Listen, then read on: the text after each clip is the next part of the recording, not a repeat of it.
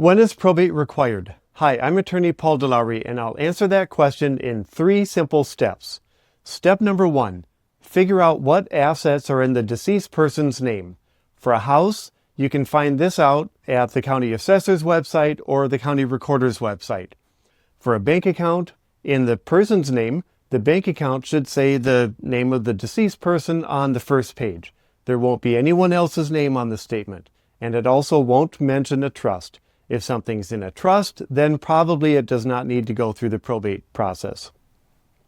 Step number 2, figure out if any of those assets from step 1 were jointly held or had named beneficiaries.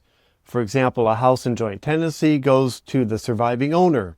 A life insurance policy or IRA goes to the named beneficiary. Anything that was in joint tenancy with right of survivorship or had a named beneficiary most likely does not need to go through the probate process. Step number 3, anything left over probably needs to go through probate. Also, ask yourself if there are any disputes that need to be resolved. For example, if the deceased person left significant debts or taxes, then it often makes sense to try to negotiate those down. And the only way to do that is through the probate process. Notice that I didn't say anything about if there's a will.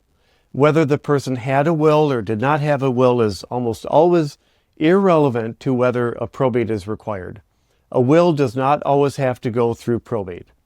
You go through the steps that I laid out. Step number 1, figure out if there are assets in the deceased person's name. Step 2, figure out if there are named beneficiaries or if the asset was in joint tenancy. And those assets do not need to go through probate, probably.